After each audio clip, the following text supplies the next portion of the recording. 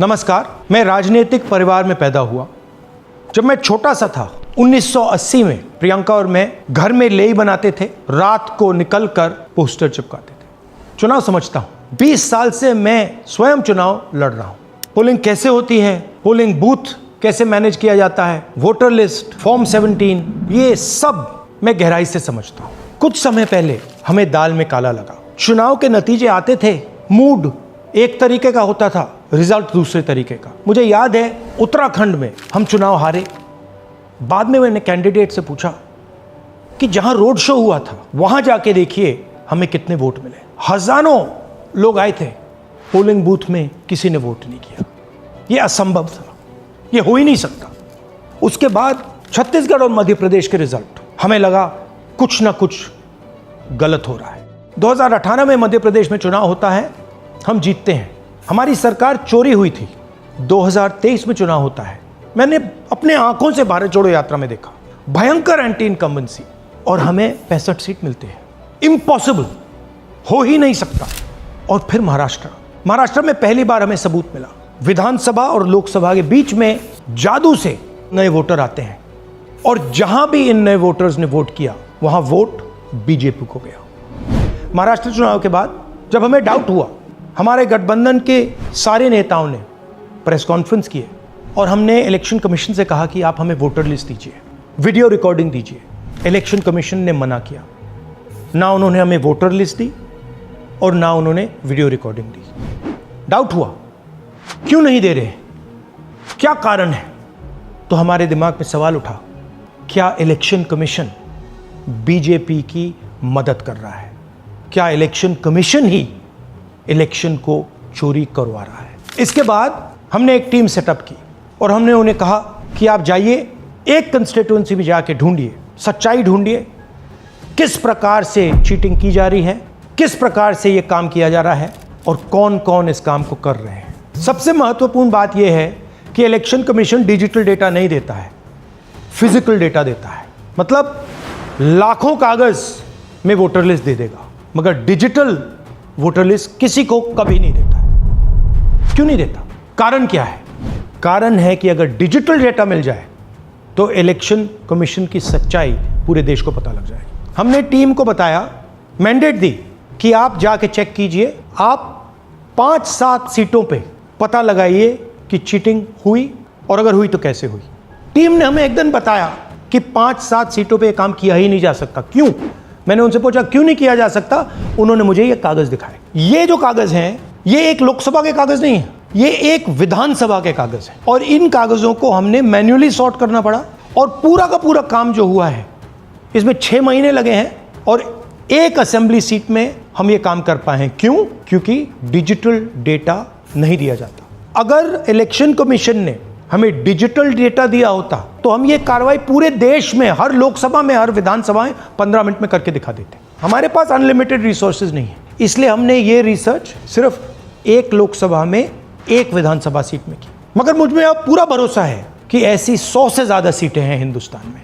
जो यहां हुआ है उन सीटों में भी हुआ है। और याद रखिए, अगर बीजेपी को 10-15 सीटें कम आती तो आज नरेंद्र मोदी प्रधानमंत्री नहीं होते, इंडिया गठबंधन की सरकार होती। जांच ने 5 तरीके की चोरी पकड़ी है। डुप्लीकेट वोटर, जिसका मतलब एक वोटर के नाम वोटर लिस्ट में अनेक जगह आ रहे हैं। फेक एड्रेस, मतलब एड्रेस है ही नहीं, या फिर house number 0। Bulk voter in single address, मतलब एक छोटे से घर में 40, 50, 60 लोग रह रहे हैं। इनवैलिड फोटोज, छोटी सी फोटो है या फिर फोटो ही नहीं है, और वो जो छोटी फोटो है वो दिखती भी नहीं है। कौन है, किसका चेहरा है, नहीं पता लग सकता। Misuse of form 6। Form 6 first time voters के लिए होती है, मतलब जिनकी एज 18-20 साल की हो, मगर वोटर लिस्ट में 90 साल के लोग फॉर्म 6 का प्रयोग कर रहे हैं। चुनाव में 6,50,000 वोटर थे, उसमें से 1 लाख चोरी के थे। अब मैं आपको 5 उदाहरण देता हूं। ये देखिए, गुरकीरत सिंह डांग, इसका नाम 4 अलग अलग बूथों पे आता है। ये कैसे हुआ और क्यों हुआ?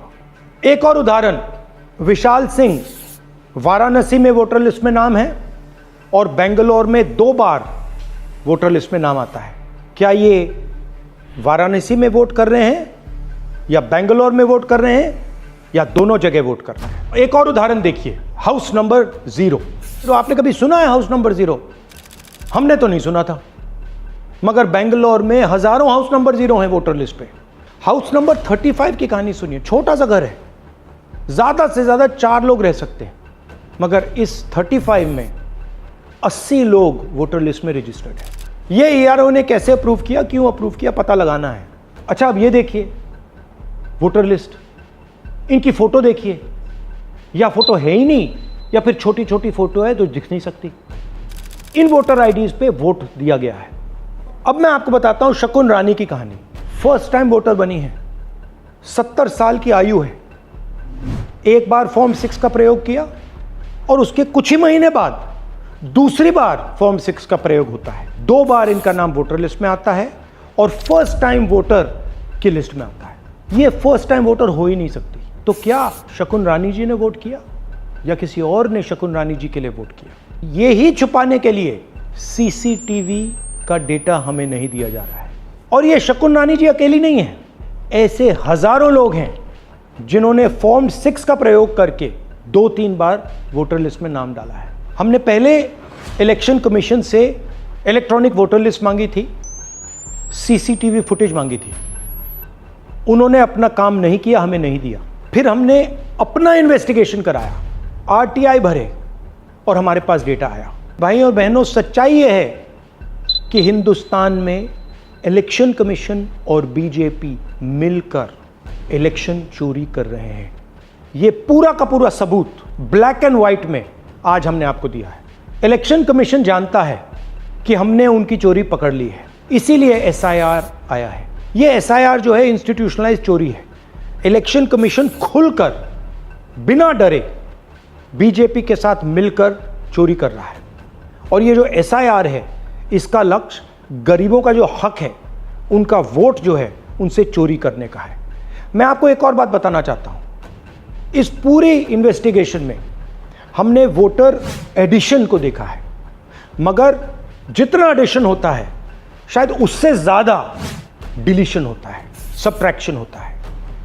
तो ये सिर्फ एक मेन तरीका हमने पकड़ा है, दूसरे तरीके पे हमने इन्वेस्टिगेशन की ही नहीं अभी। मैं इलेक्शन कमीशन और इलेक्शन के ऑफिसर्स को साफ कह रहा हूं, आप जो कर रहे हो गलत कर रहे हो।